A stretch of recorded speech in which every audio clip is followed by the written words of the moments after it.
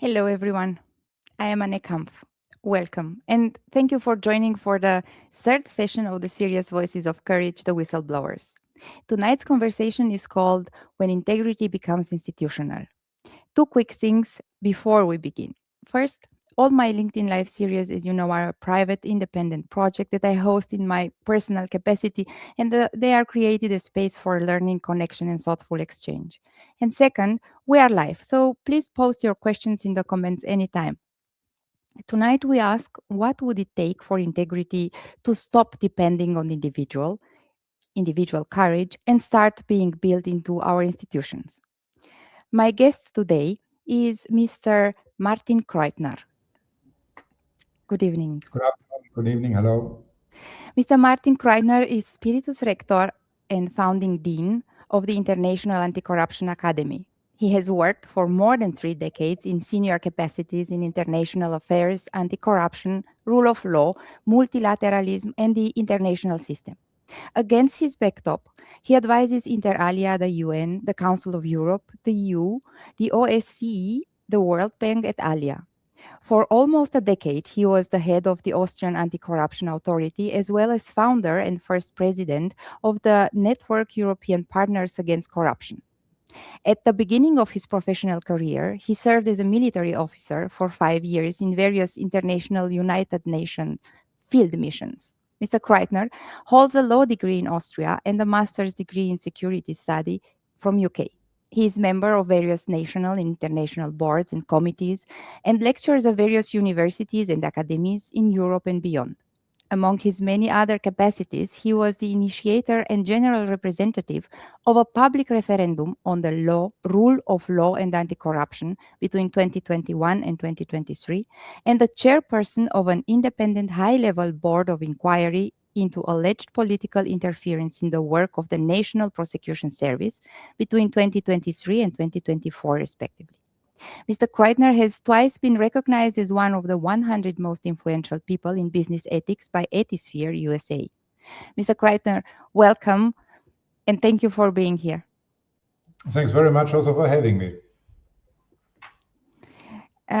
Well, then let's start because I do have a lot of questions for you, and I am also sure that our audience will have a lot of questions related to the topic that we are about to discuss today. You've held impressive titles, dean, director, chairman, but titles don't receive whistleblower reports. People do, in the end. Do you remember the very first time someone came to you with something they weren't supposed to tell you? What did that moment feel like? Actually, there were quite so many cases. Also getting back to the start of my career, my professional career, and to be very frank with you, when I was at the beginning, first of all, I didn't intend to end up in the anti-corruption community or in the compliance community, and secondly, I also have to confess that I was pretty naive in the beginning. It actually started when I was a military commissioned officer with the armed forces, and then I was sent abroad into a United Nations mission, and my first capacity within the military was a construction and engineering officer. So at that stage, I was responsible for construction and for engineering issues in this United Nations mission. And at a certain day, somebody approached me on one of the big projects and told me, frankly, but at the same time anonymously, that obviously we had an issue with one of the major construction sites. And again, I was naive. So we went out, we checked the issue, and we found out that this relatively new construction project, which my predecessor had under his capacity, and he left 2 weeks prior to the event, that actually nothing was in compliant with the specifications. So again, I was naive. And I thought, okay, things might happen. And I wrote a report and I filed the report with the hierarchy. And then an interesting thing started. First, I was ignored. I wrote my second report, including already recommendations on how the thing could be retrofitted, how the thing could be solved. Then I wasn't ignored, but I was commissioned. I was brought to the hierarchy, and the hierarchy basically told me I should shut up. I should sign the final receipt. Nothing else is required. And thirdly, I should really keep my mouth shut because I'm incompetent to question my predecessors' qualifications. And again, I was naive, and I thought, okay, maybe my report was not sufficient enough. So again, I went out. We did a huge study with all details, photographs, etc., etc., etc. It was obvious. It was really obvious. Final thing was that my superior, which came from the same nation as my predecessor, he threatened me to repatriate me for lack of competency. Fortunately enough, the facts were on my side.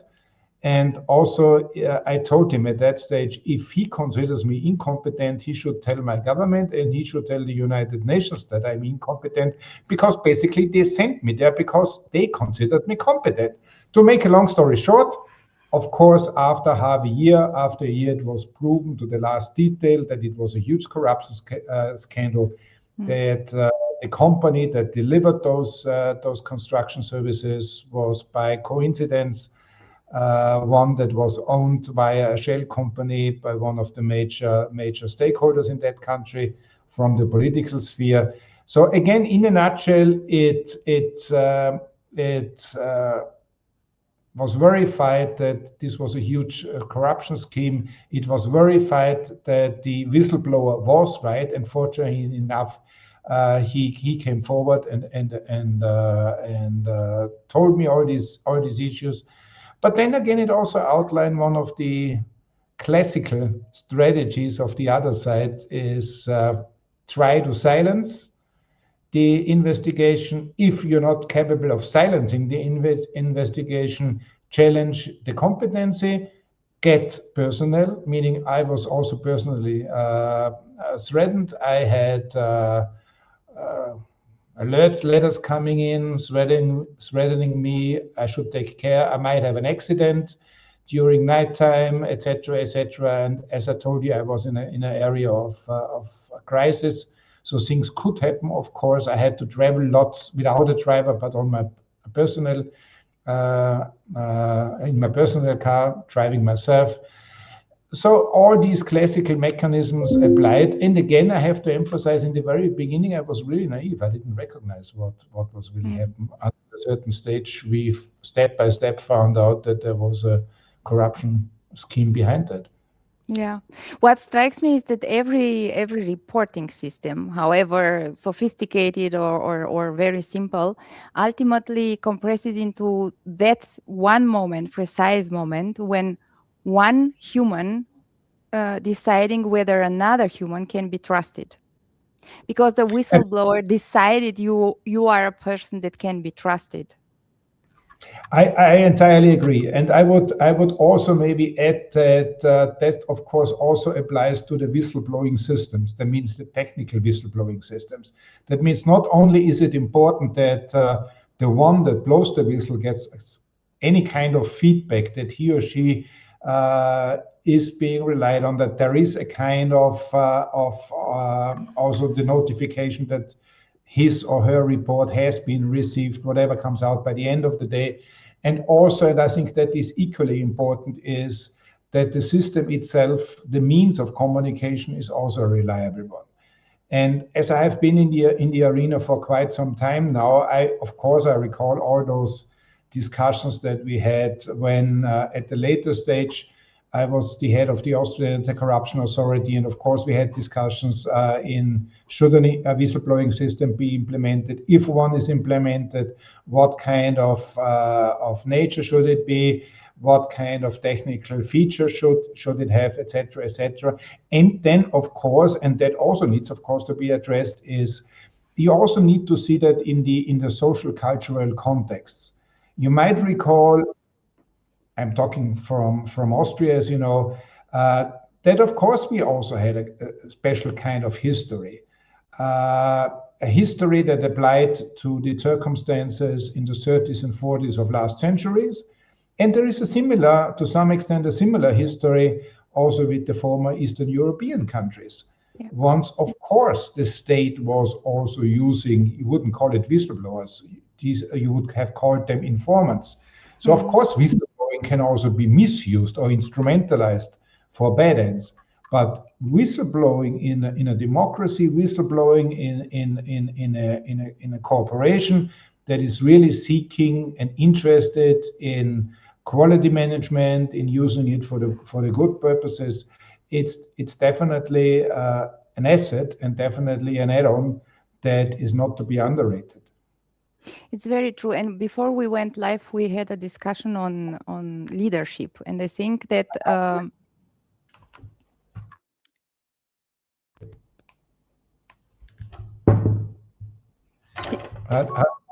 Bluetooth connected. Do you hear me now? Okay.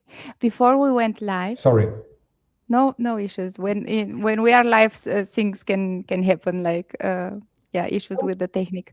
Before we went live, we had a little chat about leadership and authority, and for a whistleblowing system to work very good, it needs, from my perspective at least, to have a leader to have the leadership backing this up, supporting this and giving example, and not saying there is you or the other have an authority problem. Why I'm mentioning this? Because while I was in the university, I heard often, or it was often told to me that I do have an authority problem. I was very inquisitive and very curious, and I was asking a lot of questions. So my question to you is, what is your perspective on leadership and authority in relation with whistleblowing?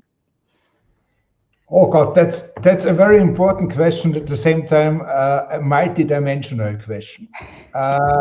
Let me get started with the issue that leadership and authority is not bad per se, or they're not bad ipso facto, or not automatically bad.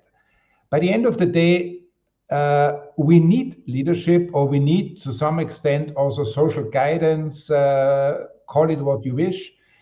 This starts at the very, very first point in our life. Normally, we have to have parents, we have to have role models, we have to have somebody that bring us into life and that guide us in order to survive. As simple as that. Okay, and in an idle world and in an idle situation, that keeps going over the entire lifespan.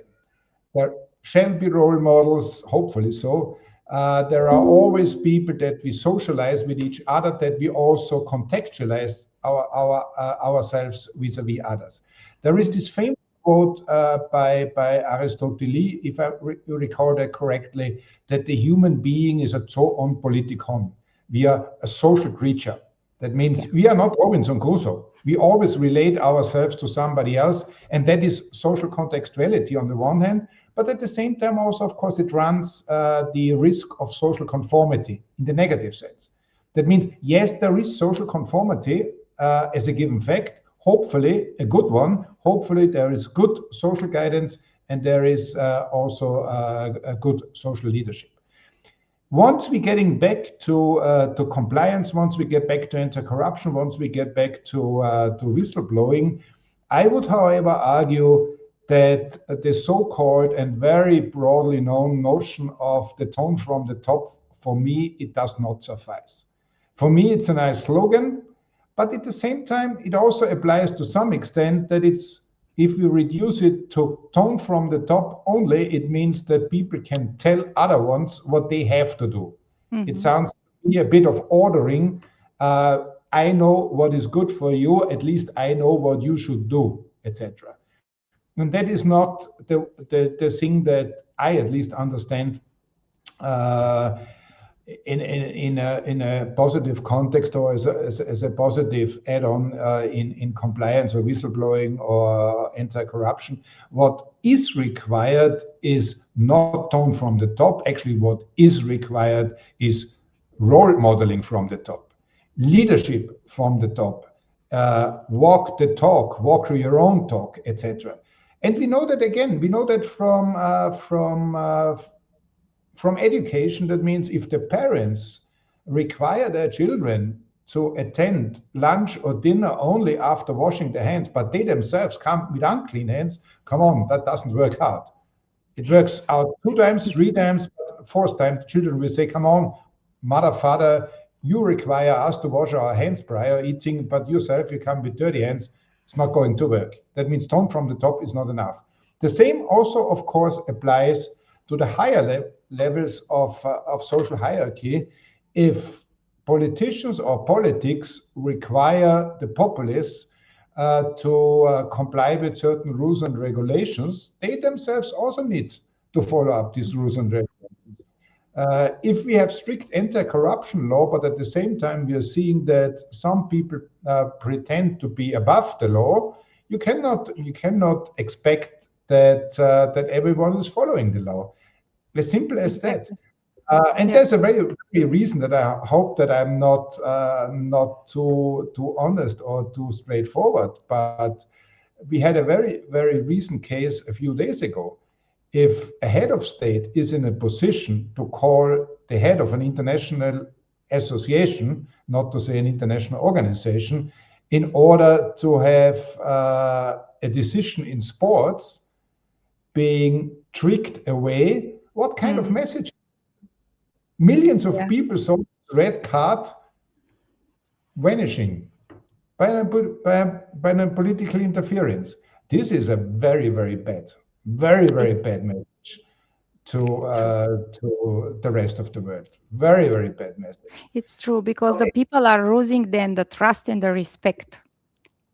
Absolutely. And trust is a key issue, a key element of any social interaction. That means if trust is gone, if trust is lost, we not only see the undermining of institutions, we not only see the undermining of the social contract by the end of the day, but what we also see is a slippery slope again towards what a few decades ago was called the natural state by Thomas Hobbes, or eventually also a tendency again hint towards anarchy or people taking the right into their own hands.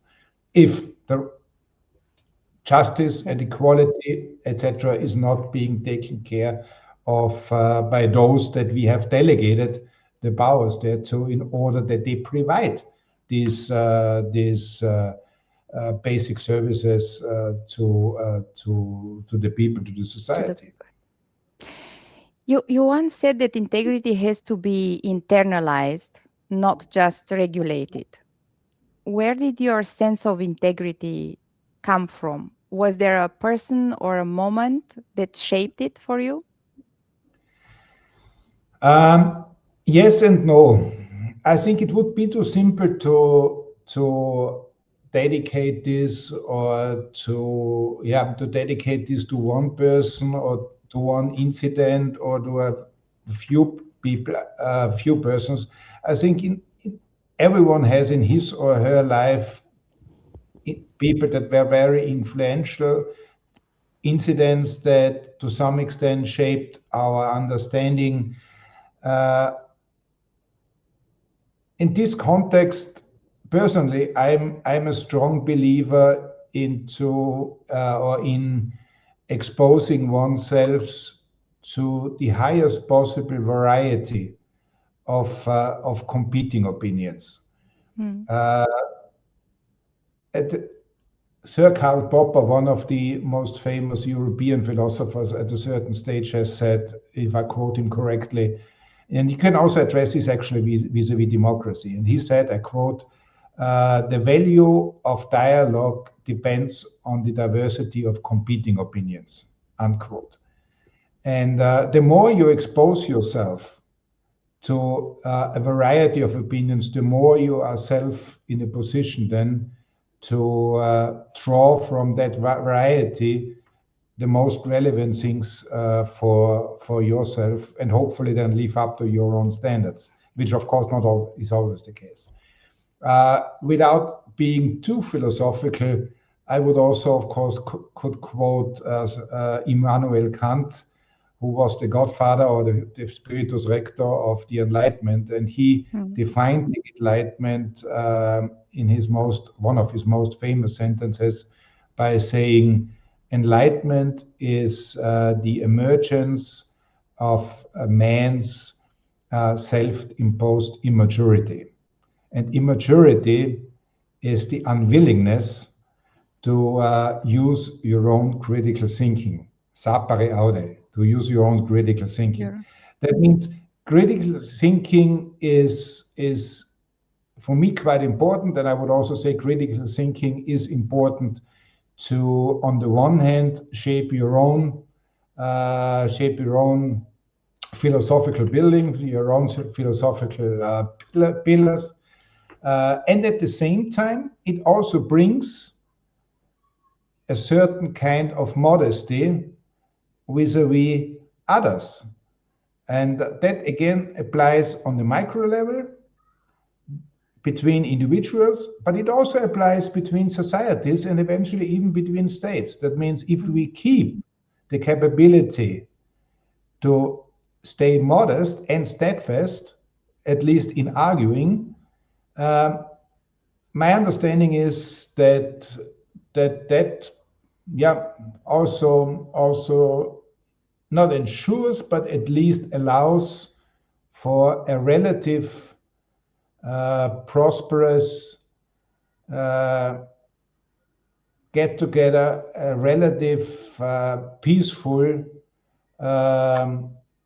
and prosperous living among societies, among individuals, and eventually also among states. You already hear that I spend lots of time in multilateralism, and it really hurts my heart in seeing how, at the moment at least, the world is developing and how we more and more even wish to lose, obviously, this ability or capability to talk to each other, but rather insist on there is only right or wrong, 1, 0, good, bad, etc. And the world is definitely more colorful. The world is more dynamic. The world is more multi-dimensional as justice, good and bad, right and wrong, etc., etc. And by the end of the day, we have to talk to each other. If we stop talking to each other, then we are not heading in a good direction. No, and I think that also we will get lost, all of us, because absolutely. as you said at the beginning, we are a social. We are social creatures. Social creatures, and it's very important to keep our genuine curiosity and ask questions, even if things are unclear, or even someone has a different opinion as ours. It's always absolutely. Better to understand their point of view and from where they are coming, because absolutely. The world is colorful and not just black and white. And I have to tell you, not getting too personal, but one of the things that I'm most grateful for is the possibility that I had in my lifespan, especially during professional life, to travel other countries, to travel other regions. I'm still engaged. I'm still traveling a lot, but I'm also engaged in teaching and teaching young diplomats from all kinds of regions, really from the entire globe, and it's fascinating. It's really fascinating. You know, I'm in my 60s now, in my early 60s, but I still learn. And also to some extent, it makes you humble, seeing that Europe is not the center of the universe. Yourself, you're not the center of the universe. There are so many bright people all around, and they also have different approaches, of course. They have different thinking, they have different perspectives, but it's good that they have different perspectives and different approaches and different opinions.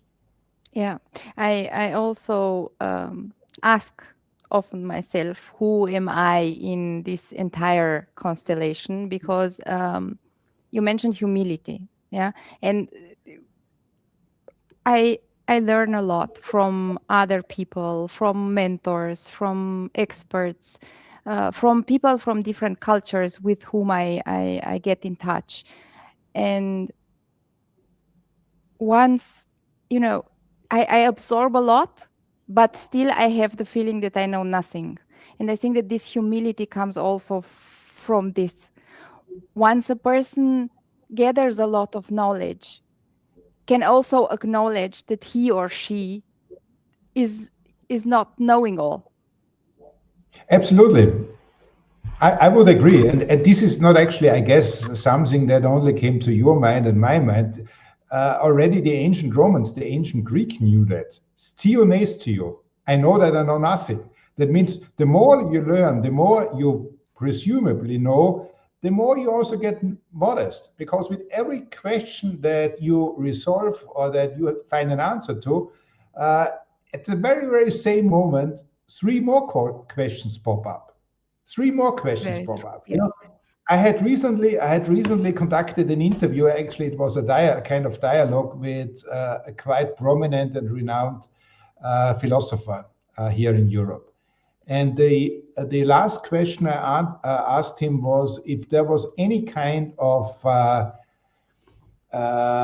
metaphoric lighthouse that a philosopher of today would have. Of course, he would have. And he gave me an interesting answer. He said, and quite obvious answer by the end of the day, he said, I have some issues with lighthouses.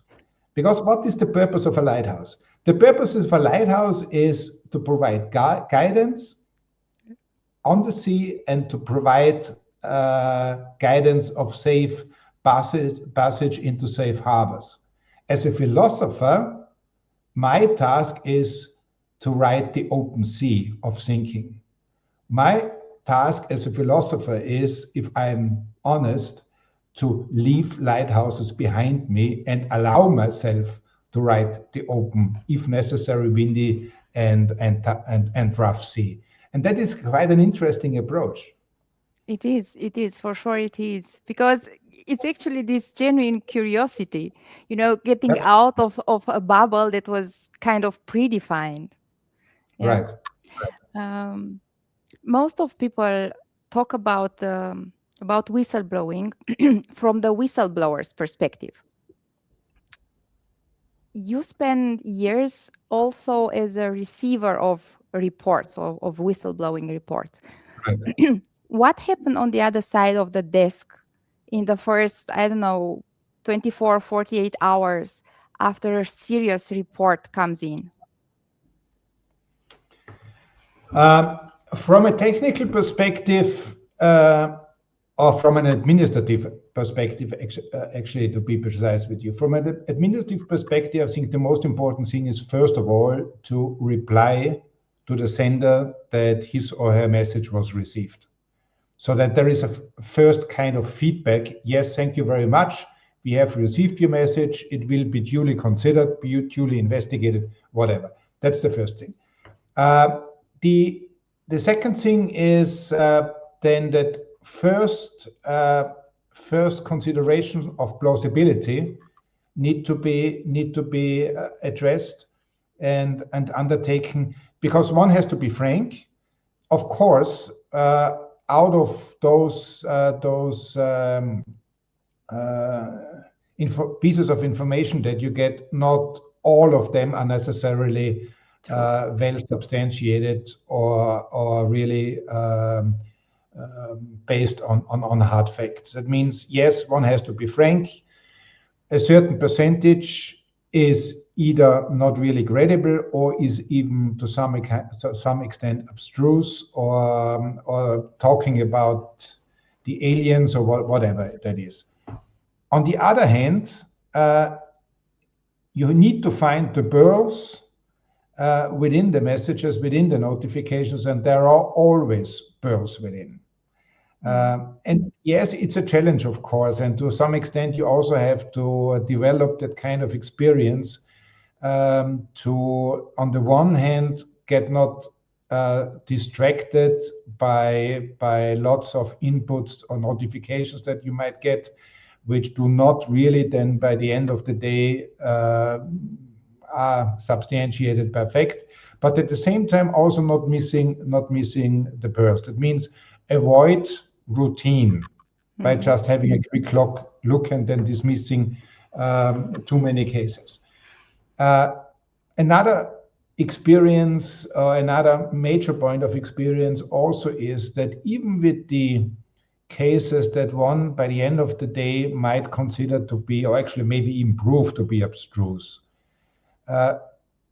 my take or my experience is that even those strange cases normally start with a valuable point, with a valuable issue of concern, etc., and the more people are not heard, and the more often that they got kicked out and not being taken seriously, the more, of course, they then construct and build among the original factual and valuable point, of course, the more they also construct around and build around that, by the end of the day, conspiracy theories, etc. But that does not mean that the starting point was not a valid one, and not one that actually deserved or still deserves investigations or deserves to be proven. Maybe in a nutshell is, and we had, of course, the discussions in Austria, we had the discussions in the international system, we had the discussion also negotiating treaties, etc., that at the very beginning, especially from decision makers, there is this fear that institutions will get overwhelmed and paralyzed by all kinds of inputs. The interesting thing is that, frankly, at least I do not know of an anti-corruption authority, a prosecutor's office, or even a public corporate business corporation, or any likewise institution that was really paralyzed. It turned out that in 99.9% of the cases, yes, there was a certain climax at the beginning, but after a few months, everything was running as usual, or running pretty straightforward, and that is also the experience that I still, or the information that I still get from prosecution services, from corporate compliance management systems, etc. That means after a certain trigger at the start, after a certain climax at the start, things run smoothly. We do have a first comment from Mrs. Georgina Halford Hall. She's writing, the default position is to discuss whistleblowing from the perspective of the whistleblower. It is really important to ensure that organizations are positive, encouraging reports, and prepared to receive and manage them. Sure, there's nothing to add. I can subscribe to that. Definitely. Thank you very much for the comment. If someone who's watching now this session is about to submit a report through an internal channel, what do the people receiving it wish every reporter knew? If I was to give a few recommendations in filing such kind of whistleblower notifications or reports, I would really recommend, and I'm really talking now from 3 or 4 years or 4 decades of experience, focus on 3 or 4 major points, even if it's only 1, 2 or 3 major points. Provide evidence on those major points, rather than giving the investigators, the compliance departments, or whatever you call this institution, give them 1,000 facts, which the first 100 might be weak, and the one really important one is fact 575 or 972. So rather give them 3 or 4 well-founded, well-based, and justifiable points in order to start the process and once the process is started, you may add up with additional elements. That is really something that we experienced over these decades, is that, of course, and I understand it from a psychological point of view, that whistleblowers have a tendency to overwhelm the respective authority or the respective whistleblowing department with the complaints of an entire lifetime, but by doing so, maybe not really addressing the hook or addressing the most important key argument that is important to start an investigation, to take things seriously, etc., etc. So yes, start with 2 or 3 points, provide evidence thereon, offer, if possible, yourself also to report back or to be reported back by the institution. Modern whistleblower system, of course, have this dialogue function, which in my understanding is quite important. That means allow yourself to be further addressed in answering questions or in providing additional background information, etc., etc. The title of tonight's session, as I announced it, is "What does institutional integrity actually look like in practice?" Not in a mission statement, not on social media, but on an ordinary Thursday afternoon. Yeah, okay. That's a good one.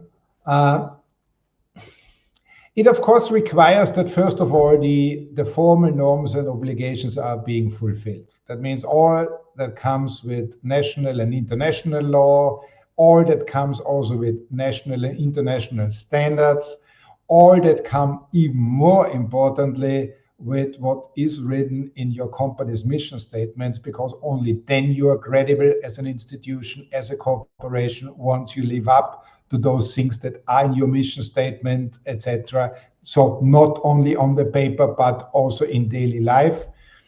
So once all those technicalities are being fulfilled, then it's about role modeling on all levels. You know, I was the head of the internal affairs department with police, and I bring this example pretty often because it outlines really what it is by the end of the day, or how important leadership is by the end of the day. Why do I do so on this example of the police? In Austria, we have a federal police system. That means all police, with very, very few exceptions, but general police is a federal system. That means they have the same laws, the same equipment, the same cars, the same radio communication, the same procedures, the same administrative regulations, the same payment, etc., etc. So circumstances are all the same.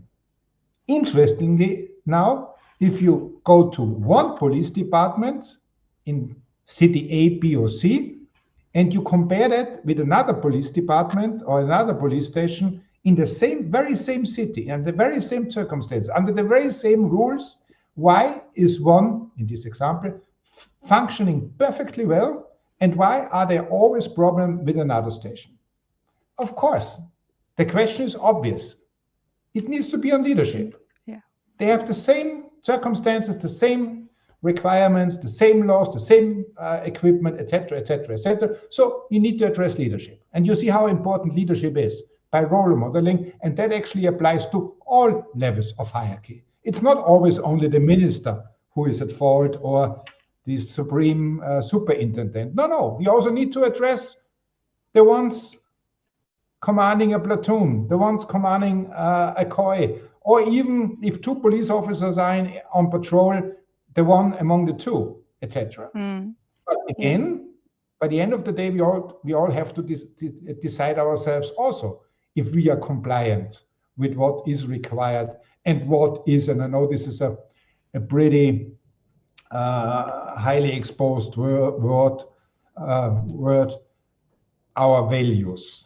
By the way, a word, regrettably, which often is being misused, because values these days have become, to a certain extent, quite flexible. Very volatile. Right, volatile. Again, going a bit into philosophy, we may wish to raise the question, shouldn't we rather talk about maxims or imperatives rather than this inflation-affected word of values? We do have another comment from Mrs. Georgina Halford Hall. She's writing, whistleblower policy fails because of operator error. Any paralysis is caused by resistance from the organization.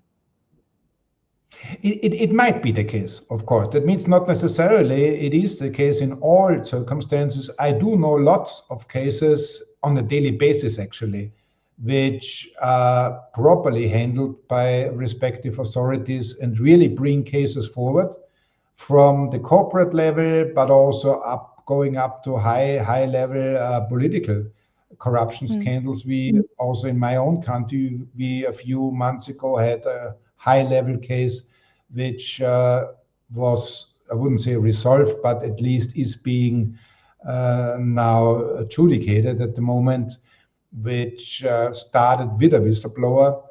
And so, yes, there are positive examples, but at the same time, of course, in lots of organizations, regrettably so, whistleblower notifications are rather being administered than properly investigated or properly followed up. Yeah, you founded an academy, or you were founder of the IACA Academy on the premise that integrity can be taught, and we discussed earlier that it's a matter of circumstances and also a matter of what choices we are making. So can integrity be taught, or can we only teach people who already have it how to apply it? No, I would be very cautious, and actually I would alert you, not you personally, of course, but in general terms, I would alert you to reduce such complicated things as social behavior. And by the end of the day, we are talking social behavior to a monocausal approach. That means there are normally more than just one reasons or more than one screws one can adjust in order to improve things. Also, there are different approaches which we need to go in parallel in order to have certain behaviors being changed, or you may also call it in order to have certain behaviors being improved. Let me get started at the very basic level. The very basic level in social behavior is once new things arise, once new things comes up, new situation comes up, is instincts. That means we fight, freeze, flight. That's very basic. At the next level, I would argue that we need to know at least what is good, what is bad, what is required, what are social expectations, what does the law require, etc., etc. So we need to know that, for example, the maximum speed you're allowed to drive in urban areas is 50 kilometers per hour, or whatever the country decides or the society decides on. That's the next level. Then again, a level higher, and normally it stops there, regrettably so.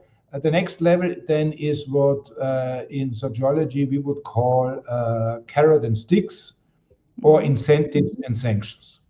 And as I said, regrettably, we normally stop at this level in only arguing if you do that, you get a carrot. However, if you do the opposite, you get the stick or you get sanctions. This is okay. Of course, it's also necessary. That means as an ultima ratio, we have to have these kind of things, especially sanctions, even if you know that it's better to incentivize things.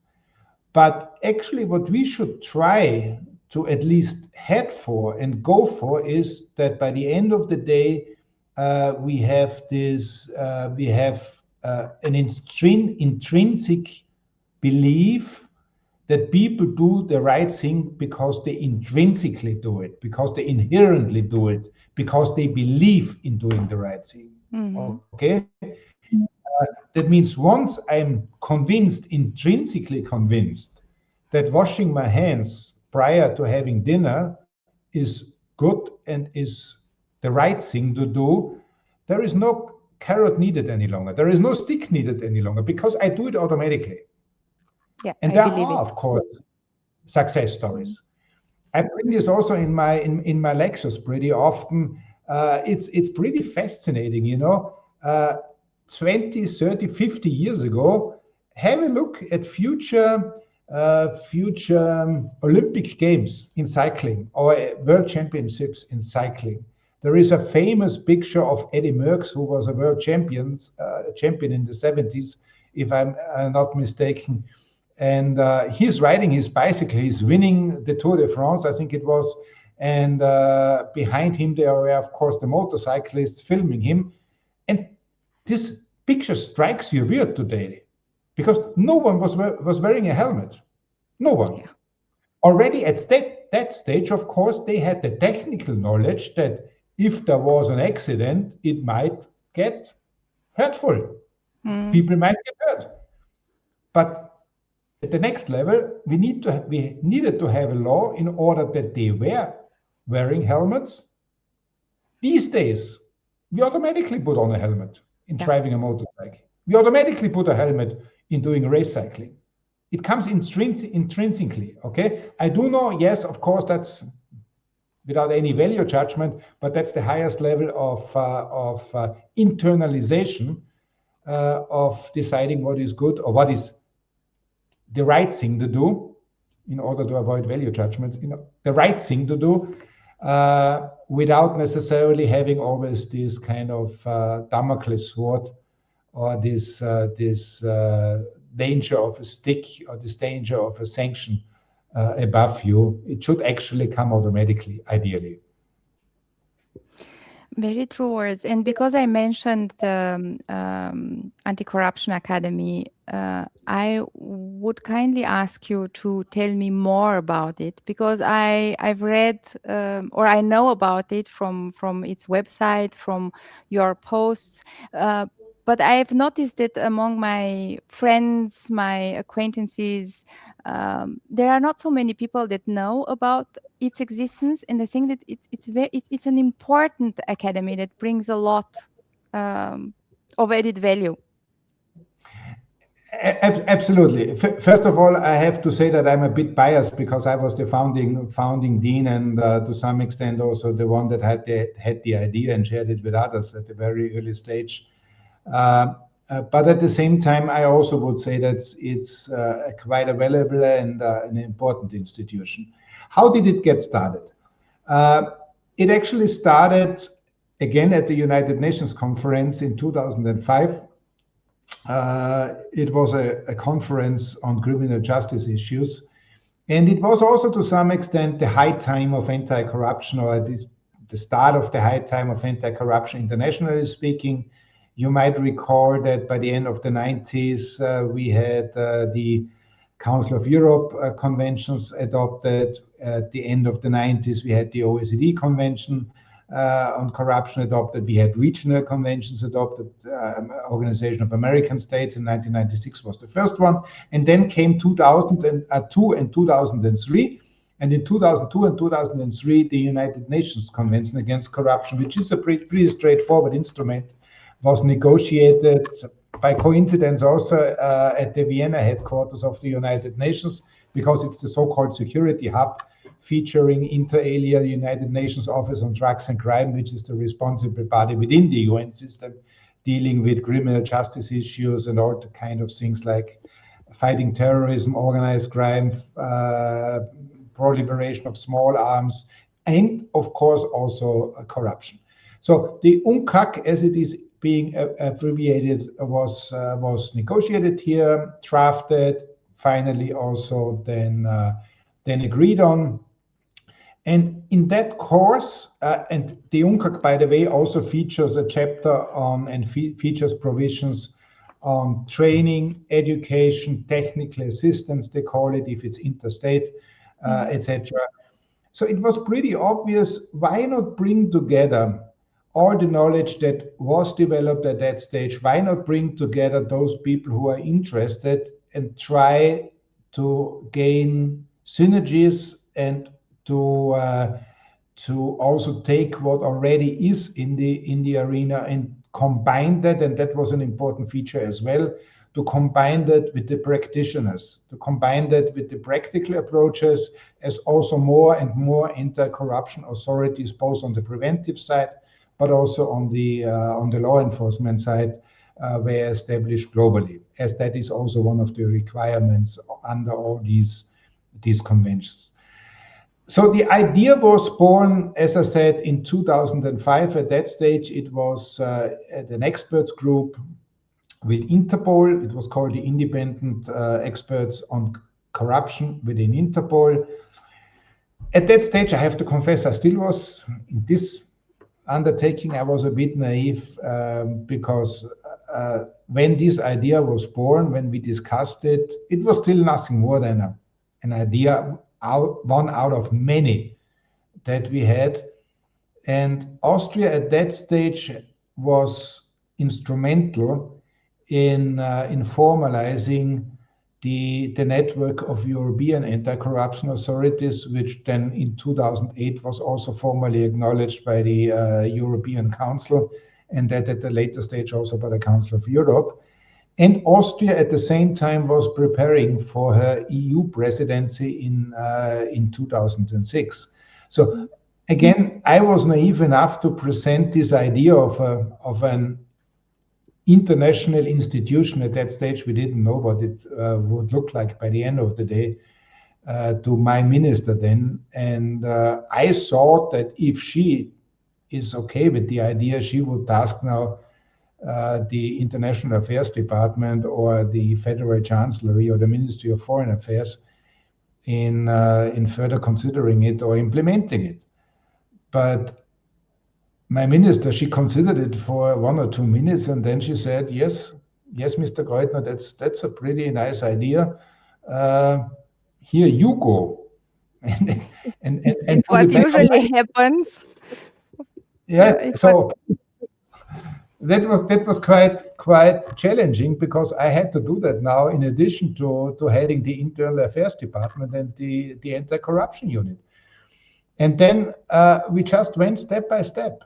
And we knew already, of course, that if being established in Austria or with the support of Austria, we shall not, and we, of course, willingly did so, we shall not go without the United Nations. So, of course, we also addressed the United Nations. We addressed the European Commission. Olaf, the anti-corruption, anti-fraud office of the European, was very supportive with its former head, a German by the name of Franz Hermann Brünner, in bringing this idea forward. Also, the United Nations was fond of, and so we developed it step by step. And at a certain stage, of course, we had to decide what kind of legal nature should this future institution have. And as we had these 4 entities being a kind of founding members, again being the United Nations, European Commission, Olaf, the Republic of Austria, and Interpol, at a certain stage we concluded that the best way going forward is establishing a sui generis institution, an institution under international law. And so we started negotiating a treaty, a draft. And still, it was a different time than today. I'm pretty sure these days it would be way more challenging, given the fact that multilateralism is facing some challenges. At that stage, we had a kind of detente among the superpowers. So we basically found support by quite a high number of states.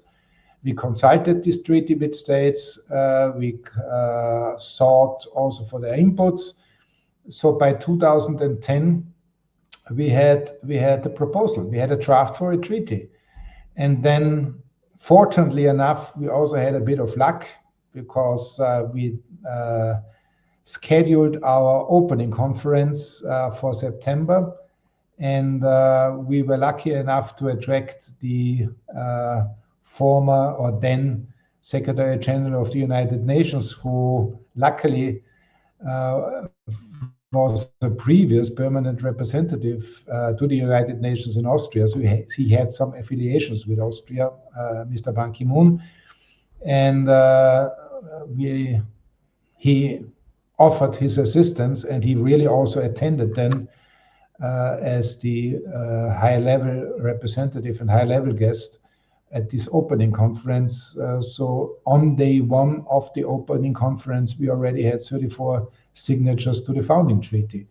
And it took only another half year until the 8th of March 2012 that this international treaty got effective. By the way, and by coincidence, it is also International Women's Day. Yeah, I was just about to make the comment. Yeah. That's really a nice story. And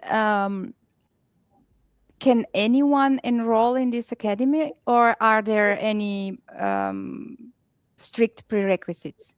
No, there aren't. That means the good thing is, and the positive thing, and actually that was always our understanding also as the founding fathers. First of all, it's addressed to practitioners. It's offering practitioners the possibility not only to learn, but similarly important to have a platform to exchange experience and also to have a kind of alma mater to be among peers. At the same time, of course, there are different courses, different study courses, different programs, including academic programs. Mm-hmm. And of course, as international standards and international treaty require, once you apply for those courses, which normally are postgraduate courses, you need to have a first degree, and of course you need to bring the academic qualifications in order to be allowed into those courses. At the same time, as I already said, there are also courses which are academically founded and academically based, however, also allow for non-academicians and non-graduates to participate in. Thank you very much. We have to be mindful of the time. I see that we have 3 minutes remaining from our session. I have one last question for you before we close. Protection is not safety. Legal protection kicks in after retaliation. What would prevention of retaliation look like? Is that even achievable? Ooh, that's a pretty tough question. I would say, yes, it's achievable. Theoretically, definitely. It is achievable by, of course, legal means once you have in place the respective safeguards for whistleblowers not to be exposed to any kinds of, as you said, retributions, etc. To a certain extent, and that is also not a new idea, to a certain extent, we were also discussing in the anti-corruption community, hopefully in the future, we might be able to provide some kinds of, in a positive way, please, safe harbors, safe environments for those who blew the whistle and now are facing retributions either in their own countries, in their own institutions, or wherever. We are not at that stage yet, at least not formally speaking. But as I said, not only, at least in indirect terms, the international conventions, but some regional conventions definitely require both countries, but also corporations to not go after those that blew the whistle for good and due reasons, but rather to seek that or to see that as an instrument of positive quality management and as an instrument of bringing our society forward in the sense of offering their insights into either criminal behavior or also undue behavior, if you're not talking criminality or delinquency necessarily. Yeah, thank you very much. So, Mr. Kreutner, Thank you very much for sharing your knowledge with with us tonight.